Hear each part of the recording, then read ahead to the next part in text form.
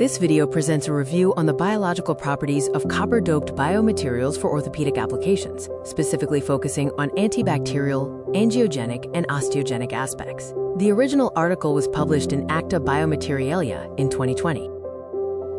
The authors are affiliated with University Clermont-Auvergne and research groups such as CNRS, Sigma Clermont, ICCF, and LMGE. Their research heavily involves biomaterials, bioceramics, tissue engineering, antibacterial surfaces, and material-biological response interaction. Acta Biomaterialia is a highly relevant journal in biomaterials and biomedical engineering, classified as A1 Qualis and Q1 Quartile. It boasts an impact factor of approximately 9.6 and a site score of around 17.8. The journal focuses on the link between processing, structure, properties, and biological response.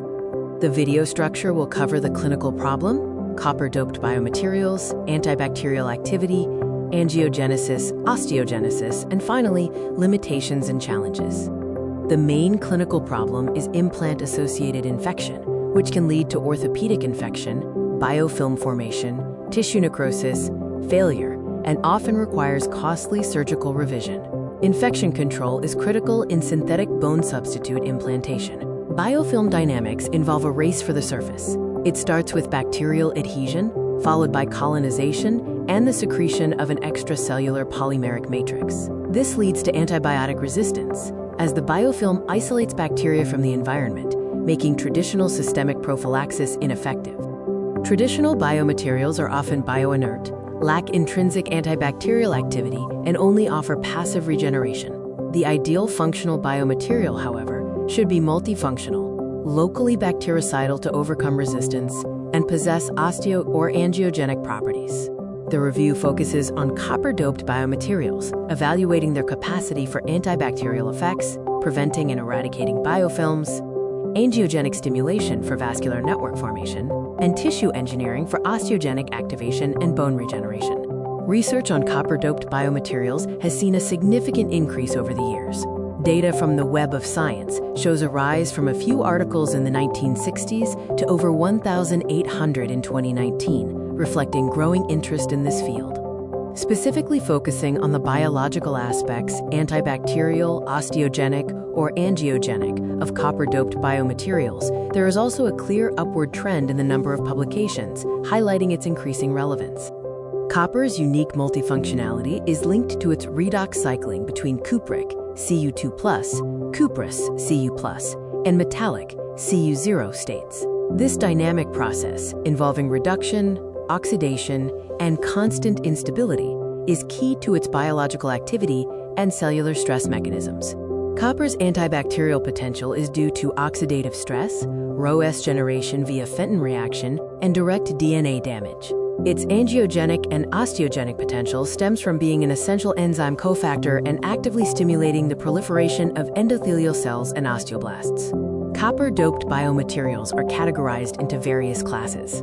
These include bioceramics, bioglasses, bone cements, biocomposites, and metals or coatings, each leveraging copper for different applications and properties. Doped bioceramics, such as hydroxyapatite, tricalcium phosphate, and biphasic phosphates, use fundamental mechanisms like ionic substitution, dissolution, and bioactivity to integrate copper. They mimic the architecture of native bone's mineral phase.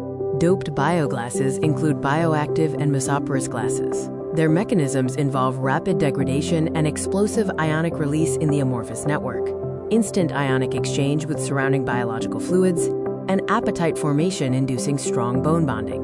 Doped bone cements are primarily based on calcium phosphate, brushite, or calcium silicate cements. Their mechanisms include fluid mixing, crystallization, and setting reactions, allowing for 3D geometrical adaptation to complex bone defects.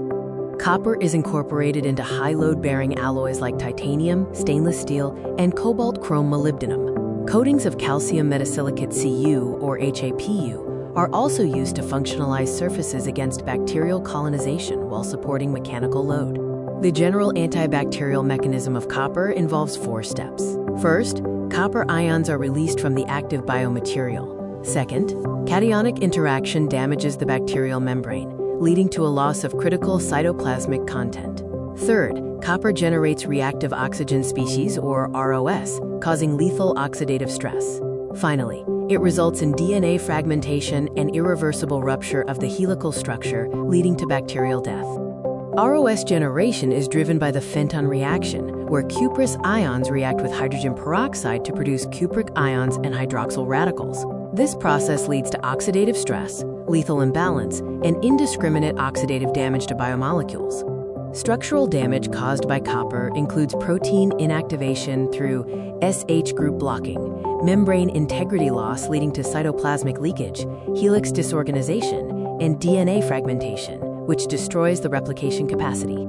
Copper-doped biomaterials demonstrate broad-spectrum antibacterial activity, inhibiting growth of both gram-positive, like S. aureus, and gram-negative bacteria, like E. coli. This effect is observed even at low copper concentration. Besides antibacterial activity, copper is also associated with angiogenesis, the formation of new blood vessels. This process is essential for vascularization, tissue nutrition, healing, and bone regeneration. Osteogenesis refers to new bone formation. Angiogenesis and osteogenesis are interdependent because efficient bone regeneration requires adequate vascularization. Copper may promote cellular proliferation, osteoblastic differentiation, and mineralized tissue formation. Therefore, copper-doped biomaterials may contribute not only to infection control, but also to bone regeneration. Copper-doped biomaterials act as multifunctional platforms capable of integrating antibacterial activity, angiogenesis, osteogenesis, and bone regeneration. The review concludes that copper-doped biomaterials present strong potential for bone tissue engineering. However, important challenges still remain, especially regarding cytotoxicity, copper release control, experimental standardization, and translational validation. The major future challenges involve controlling release kinetics, balancing efficacy and toxicity, standardizing experimental methods, and validating clinical applications. The main challenge is not simply adding copper, but controlling its release in a biologically efficient and safe way. Among the strengths of this review, comprehensive coverage, integration between antibacterial activity and regeneration, and detailed mechanistic discussion. Among the limitations, lack of experimental standardization, difficulty comparing studies, and limited clinical evidence. This work is highly relevant because it connects materials engineering, biomaterials, microbiology, and biological response. It also reinforces several fundamental concepts discussed in biomaterials courses. Possible future directions include better control of copper release kinetics, 3D printing of copper-doped biomaterials, in vivo studies, and combination of copper with other bioactive ions. Thank you very much for your attention.